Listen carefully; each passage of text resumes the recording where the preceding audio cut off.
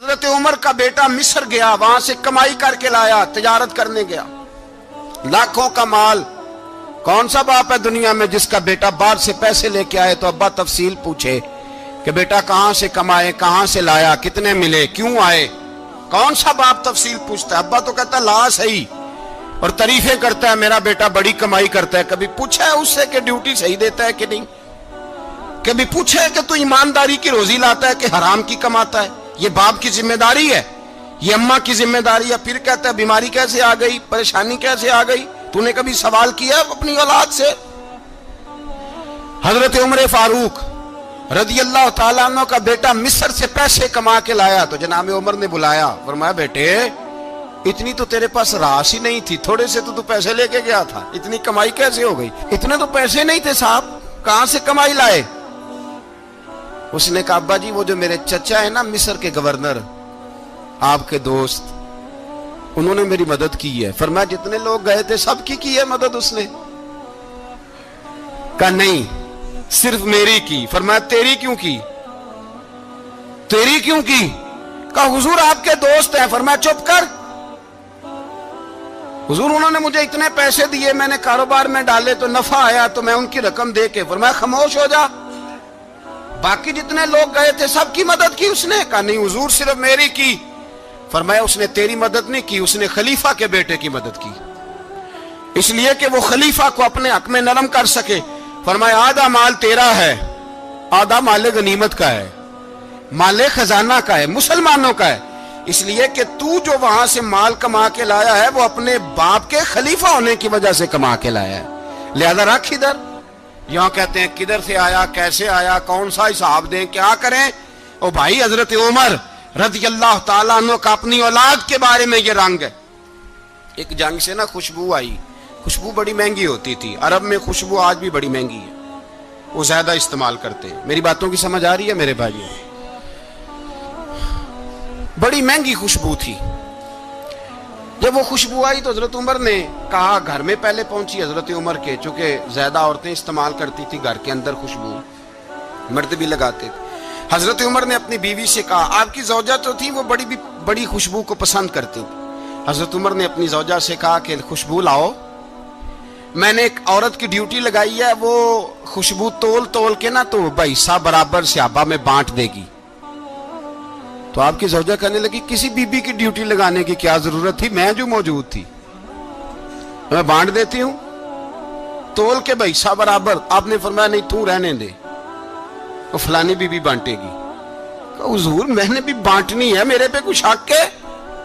آپ نے فرمایا نہیں تو تفصیل نہ پوچھ، تو خوشبو دے دے، کوئی اور بانٹے گی۔ خاتون خانہ تھی نا، کہنے لگی نہیں مجھے بھی آج آپ کو بتانا ہی پڑے گا کہ کوئی جو بانٹ سکتی ہے تو میں کیوں نہیں بانٹ سکتی؟ زوجہ کہتی عمر نے بات کی تو میری چیخیں نکل گئی۔ حضرت عمر فرمانے لگے جب تو خوشبو بانٹے گی نا تیرے ہاتھوں کو بھی لگے گی، تیرے دوپٹوں کو بھی لگ جائے گی۔ اگر رب کریم نے مجھ سے سوال پوچھا کہ عمر خوشبو تو مسلمانوں کی تھی، تیری بیوی کے دوپٹے کو کیوں لگ گئی، تو میں اللہ کے حضور کیا جواب دوں گا؟ اگر اللہ نے یہ سوال کیا کہ تیری بیوی نے کیوں لگائی، وہ تو حصہ تھا مسلمانوں کا، تو نے تیری بیوی نے کیوں لگائی؟ تو فرمایا میں نہیں چاہتا کہ اللہ کے حضور مجھے اور تجھے باز پرس ہو، لہذا کسی اور کو بانٹنے دے۔ زوجہ روئی اور تڑپ کے کہنے لگی عمر مجھے لگتا ہے صبح قیامت بھی تیری بیوی ہونے کی وجہ سے اللہ مجھے جنت عطا فرما دے گا، تیری زوجہ ہونے کی برکت سے۔ بھائی یہ معیار رکھا، خدا کی قسم ایسا شخص تاریخ میں دوبارہ نہیں آیا۔ اتنا بڑا آدمی، اتنا بڑا شخص، اتنا بڑا آدمی، اور پھر رنگ یہ ہے کہ عمر 22 لاکھ مربع میل کا حکمران، 22 لاکھ، اور کھجور کے درخت کے نیچے مٹی کا ڈھیلا لے کے سو گئے ہیں، پرواہ کوئی نہیں، کوئی مسئلہ ہی نہیں۔ 2 غلام ساتھ بیٹھے تو ایک روٹی حضرت عمر نے گھر سے منگوائی، تھوڑا سا سرکہ، تو غلام کہنے لگے ہم نے بھی کھانی ہے۔ فرمایا کوئی حرج نہیں، روٹی کو پیٹ بھر کے کھانا ضروری تو نہیں، 3 حصوں میں بانٹ لیتے۔ ایک آدمی آیا ہوا تھا مصر کا رہنے والا ملنے کے لیے، اس نے پوچھا عمر کدھر ہے، تو کہا وہ ادھر جاؤ مسجد میں بیٹھے ہوں گے، اور واپس آیا تو کہنے لگا وہاں تو 3 غلام بیٹھے ہیں۔ ایک روٹی بانٹ بانٹ کے کھا رہے ہیں, لگتا ہے کئی دنوں سے روٹی نہیں ملی.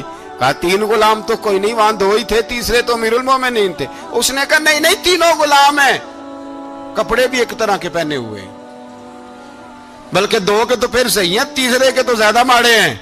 کپڑے بھی ایک طرح کے, کھانا پینا بھی ایک طرح کا, اور ان کا نشست برخاست بھی ایک طرح کی ہے, لہذا کوئی فرق نہیں. حضرت ابو ہریرہ کہتے ہیں میں لے کے آیا, اور جناب عمر کو جب میں نے کچی زمین میں تامت سمیٹ بیٹھے دیکھا تو میں رو پڑا. میں نے اس مصر سے آنے والے کو کہا تو اس کے جلوے دیکھ, اگر اس کی ذات میں اتنا حسن ہے تو محمد عربی کا مقام کیا ہوگا. یہ مقام غور ہے, مقام غور. 10 محرم کو لوگ دیگے پکائیں گے نا, نہیں پکانی ہے, کوئی بول دے نہیں, ہاں نہ نہیں کر دے, پروگرام بدلیا تو نہیں دی عید کی کہ وہی کام شروع ہوا ہے لاسٹ ٹائٹ ہونے والا. کیوں جی, پکنی ہے نا دیکھیں 10 محرم کو انشاءاللہ تعالی, ہم بھی پکائیں گے انشاءاللہ, یہاں بھی پروگرام ہوگا. تو 10 محرم کو جو دیگ پکنی ہے تو ایسا نہیں ہو سکتا کہ 1 محرم کو حضرت عمر کے نام کی بھی کوئی پک جائے. اگر امام حسن حسین کے نام کی دیگیں پکے تو جو امام حسن حسین سے پیار کرنے والے ہیں, جو امام حسن حسین سے, ہم لوگوں نے بھی عجیب رٹا اپنایا ہے نا, ہم لوگ بات کا ایک پہلو دیکھتے ہیں دوسرا نہیں دیکھتے. حضرت امام حسن اور حسین کو بھی نبی پاک نے شہید کہا, اور جناب عمر کو بھی رسول اللہ نے خود شہید فرمایا. فرمایا شہید ہے, خود فرمایا اپنی زبان سے کہ یہ شہید ہے, خود میرا عمر شہید ہے. تو ان کے نام کی دیگ نہیں پکنی چاہیے, اس طرف نہیں ہماری توجہ ہونی چاہیے. اور اہل بیت نبوی, یہ بات میں پہلے بھی کرتا ہوں, آج پھر کرنا ضروری سمجھتا ہوں. اہل بیت کا پیار, سن لو کان کھول کے, اہل بیت کا پیار اگر ہمیں کسی نے سکھایا ہے تو سیدنا عمر فاروق نے سکھایا ہے. اہل بیت نبوت کی محبت اگر کسی نے سکھائی ہے تو کس نے سکھائی ہے, بول کے بتائیے. حضرت عمر نے. اہل بیت کا پیار ہمیں حضرت عمر نے بول کر کے سکھایا ہے. بھائی یاد رکھیں, کسی کی طاقت نہیں تھی دم مارنے کی حضرت عمر کے سامنے, طاقت ہی نہیں تھی. کیسر و کسرا کانپ جاتے تھے, جرأت ہی نہیں کرتے تھے حضرت. اور ہمارے تو تعلقات بڑے ہیں نا غیروں سے. حضرت ابو موسیٰ اشعری رضی اللہ تعالیٰ عنہ فرماتے ہیں میرا منشی سائی تھا, وہ کاتب کہتے تھے وہ لوگ, میرا حساب کتاب عیسائی تھا. تو فرماتے ہیں ایک دن میں نے وہ سارا حساب کتاب لین دین کے حضرت عمر کو دکھائے تو فرمانے لگے جس نے لکھے ہیں اس کو بلاؤ. کہنے لگے ضرور مسجد نہیں آ سکتا. کیوں نہیں آ سکتا؟ کہنے لگے وہ عیسائی ہے. کہتے ہیں حضرت عمر جلال میں آ گئے. آپ فرمانے لگے جنہیں رب دور کرتا ہے تم کیوں قریب کرتے ہو, جنہیں اللہ دور کرتا ہے. فرمایا تم غیروں کو اگر عہدے دو گے تو اپنوں کا کیا بنے گا, اگر تم غیروں کو عہدے دو گے تو اپنوں کا. یہ سوچ ہے جو آج برما کے مسلمانوں کے لیے بھی ضروری ہے. کہا اگر تم غیروں کو عہدے دو گے تو اپنوں کا. ہم نے غیروں کو عہدے دیے تو دیکھا نا اپنے کس طرح کاٹے جا رہے ہیں. غیروں کو جو عہدے دے دیے, یرانے سارے غیروں سے روز دعویٰ ہوتا ہے چین ہمارا سجن ہے, چین ہمارا دوست ہے. او بھائی دوست ہے تو اس سے کہو نا کہ برما تو تمہاری ایک چھوٹی سی ریاست ہے, چین کے بغیر تو وہ سانس بھی نہیں لے سکتا. اس کو کہو نا اس حکومت پہ دباؤ ڈالے. لیکن ہم لوگوں نے غیروں کو عہدے دیے تو اپنے پس گئے. حضرت عمر کہتے تھے ذمی کا ہم ادب کریں گے, ذمی کافر کا ہم, ایسا کافر جو مسلمان ریاست کو قبول کرے, بدامنی نہ پھیلائے. ایک آدمی کو آپ نے دیکھا آنکھوں سے نابینا ہے اور بھیک مانگ رہا ہے, تو حضرت عمر کو نظر آ گیا. فرمایا کون ہو؟ اس نے کہا میں یہودی ہوں. فرمایا بھیک کیوں مانگتے ہو؟ کہا جب تک تندرست تھا مسلمانوں کو جزیہ دیتا تھا, بوڑھا ہو گیا ہوں کیا کروں. حضرت عمر نے گھوڑے کی پشت پہ بٹھایا, کافر کو گھوڑے کی پشت پہ بٹھایا اور بٹھا کے مدینے لائے. حضرت علی شیر خدا وزیر خزانہ تھے. فرمایا علی اس کا وظیفہ جاری کرو. کہا یہ کون ہے؟ فرمایا یہ یہودی ہے لیکن یہ ہمیں جزیہ دیتا رہا, بوڑھا ہو گیا بیچارہ, بھیک مانگنے پہ مجبور ہے, ہماری حکومت کے اندر رہتا ہے, اس کا پورا وظیفہ جتنا خرچہ اتنا وظیفہ لگاؤ. حضرت علی کہتے ہیں میں وظیفہ لگا رہا تھا اور وہ میرے نبی کا کلمہ پڑھ رہا تھا, وہ رسول اللہ کا کلمہ پڑھ رہا تھا. یہ مزاج, یہ نہیں کہ کافر. حضرت عمر نے گورنروں کو خط لکھے تھے کہ زبردستی کسی کو مسلمان نہیں کرنا, جہاں ان کی عبادت گاہیں بنی ہو گرانی نہیں, کوئی مندر کوئی گرجا ضائع نہیں کرنا. اسلام سب کو جینے کا موقع دیتا ہے, پر بے ایمانوں ظالموں बदजातो तुम्हें यह कहता है कि हम तुम्हें जीने का मौका देते, तुम भी मुसलमानों को जीने का मौका दो। ये जहां बसते हैं, जहां रहते हैं, इन्हें वहां जीने का मौका दो, इन्हें भी अल्लाह अकबर कहने का मौका दो, इन्हें भी कुरान पढ़ने का मौका दो, इन्हें भी रसूलुल्लाह पर दुरूद पढ़ने का मौका दो। हमारे मुल्क में ईसाई अपनी मर्जी से खुलेआम तबलीग करते हैं। यहां तो चैनल चलाए हैं ईसाइयों ने। किसी मजहबी जमात ने कभी जुलूस निकाला है कि ईसाइयों का चैनल बंद करो? बोले निकला है कि नहीं निकला? कितने जुल्म की बात है। हम जब गैर को इतना तहफुज देते हैं, इतना तहफुज देते हैं, हमने देखा है, मुझे 20 लोगों ने ईद पे टेलीफोन किए कि ईसाइयों को कुर्बानी का गोश्त दे लें। मजबूर हैं जी, दरवाजे पे आ गए हैं, हमारे काम काज करते हैं। 20 लोग, आम आदमी के दिल में इनका इतना जज्बा है, वो मसाइल का बयान करने एक अलग बात, लेकिन हमारे दिल काफर के हक में भी नरम हो जाते हैं। तुम किस कदर ज्यादा बेईमान हो और कुफर किस कदर ज्यादा जलील हो गया है कि मुसलमान के हक में नरम होता ही नहीं। और उससे बड़े जलील वो हैं जो इन जलीलों के सपोर्टर हैं। वो किसी अरब मुल्क के हुक्मरान हो या किसी और जगह के, वो बड़े जलील है जो इन जलीलों के सपोर्टर हैं, जो बर्मा की बच्चियों के कत्ल पर अपनी हुकूमतें चमका रहे हैं। ने शर्म नहीं आती, इस कदर मुसलमान तड़पा है, लेकिन उन बेगैरतों को जरा होश नहीं आई। और ये उनके कमाश, उनके दलाल जो हर जगह उनकी सपोर्ट करके अपनी हुकूमतें कायम करते हैं, बेईमानों को पता नहीं कि कब इन पर अल्लाह का अजाब उतरेगा और किस तरह इनके परखशे उड़ेंगे। तुम्हें अपनी जिल्लत और रुसवाई नजर नहीं आ रही कि जमीन किस तरह तुम्हारे लिए तंग हो गई है? इससे ज्यादा और तुम्हारी रुसवाई क्या होगी? डरो अल्लाह से, और ये तो दुनिया का अजाब है। इन्ना बत्श रब्बिक लशदीद, मेरा रब कहता है क़यामत तो कायम होने दे। जितना सख्त तेरे रब की पकड़ है, इतनी किसी दूसरे की हो सकती, याद रखें। और थोड़ा एहतियात करें हम सब लोग भी, जो हम लोग आधी जुबान बोल के भी इनकी सपोर्ट करते। अब शर्म आनी चाहिए हमें इन हुकूमतों की सपोर्ट करते जो मुसलमानों की लाशों के ऊपर हुकूमतें कायम करते हैं। शर्म आनी चाहिए। बहरहाल बात दूर निकल जाएगी और मैं अपने मजमून पे रहता हूं। अहले बैत का प्यार अगर सिखाया है तो जनाब उमर ने सिखाया है, रदी अल्लाह ताला अन्हो। इमाम हसन मिलने, आप यकीन करें, मैं जब इस वाकया को पढ़ता हूं तो मेरा दिल झूम जाता है। मैं कहता हूं यार, डाटा होना अपनी जगह पे, इश्क होना अपनी जगह पे, इंसान का बावकार होना अपनी जगह। जहां खड़े होना था वहां ये खड़े होते थे, और जहां झुकना था वहां ये इन लोगों में इकबाल ने कहा था, तेरी निगाह नाज से दोनों मुराद पा गए। अकले गियाबो जुस्तजू इश्के हुजूरो इस तरह। जहां अगर आया है सामने कैसरो किसरा तो उमर जैसा दलेर कोई नहीं।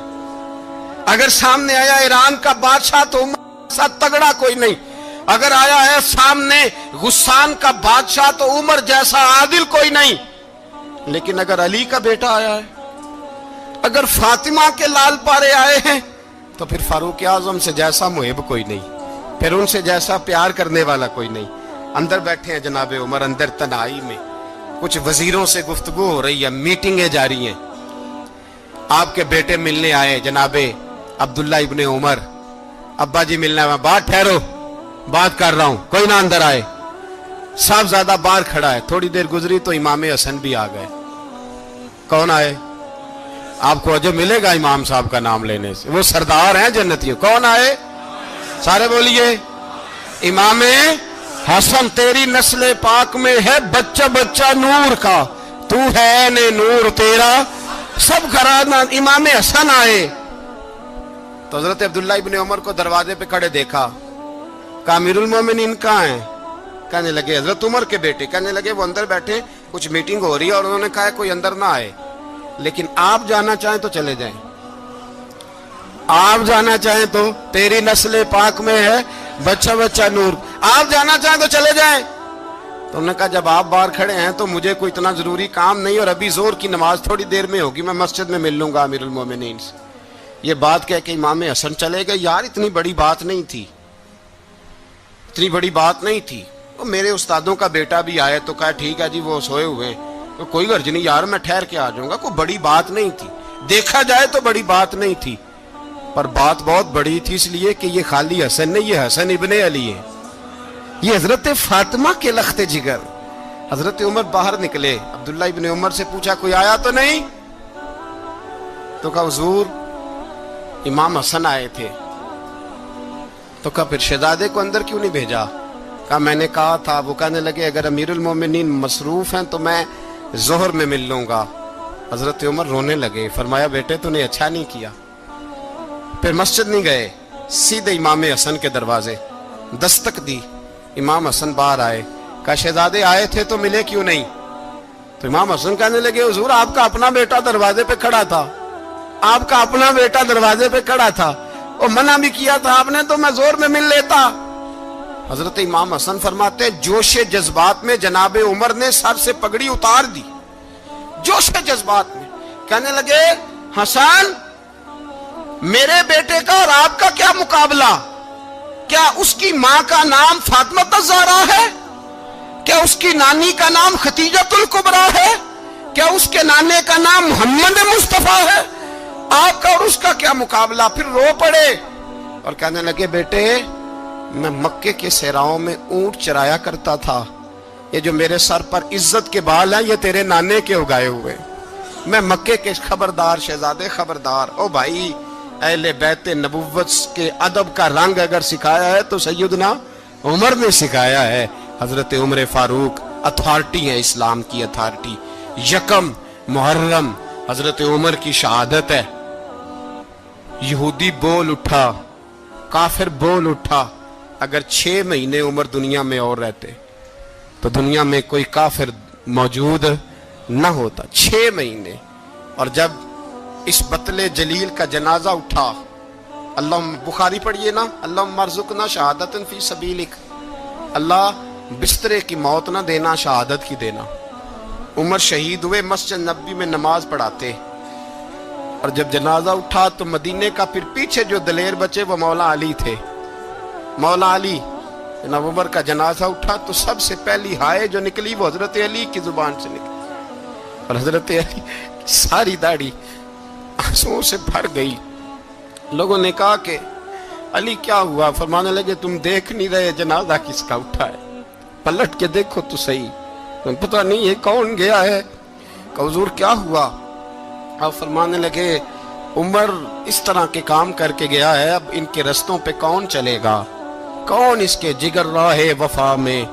میں نقش ایسے چھوڑ آیا ہوں, میں جس منزل سے گزرا ہوں وہ اب تک یاد کرتی ہے. حضرت علی حضرت عمر کے جنازے پہ کھڑے ہو کے کہتے ہیں اللہ مجھے اس طرح کے عمل کرنے کی توفیق دے جس طرح کے عمر کر کے گیا. میرے بھائی بطل عزیز, بطل حریت حضرت عمر رضی اللہ تعالیٰ عنہ جو اپنی زندگی انقلاب والی گزار کے گئے. عمر جب دنیا سے گئے تو 80 دینار کا قرضہ تھا, 22 لاکھ مربع میل کا حکمران. اور اپنے بیٹے سے کہنے لگے بیٹے کوشش کرنا تیرے خاندان والے مل کے میرا قرضہ اتار دے, میری قبر پہ بوجھ نہ رہے. اور اگر خاندان والے مدد نہ کریں تو میرے دوستوں سے بات کرنا, وہ مدد نہ کریں تو پھر علی سے بات کرنا. ان کا پیار آپس میں اتنا, اور تو اختلاف ثابت کر رہا. 80 دینار کا قرضہ چھوڑ کر حضرت عمر دنیا سے گئے, اور جاتی دفعہ کہہ گئے میرے بعد میرے بچوں کو حکومت کے مشورے میں بھی شامل نہ کرنا, حکومت کے مشورے میں بھی میری اولاد شامل نہ ہو.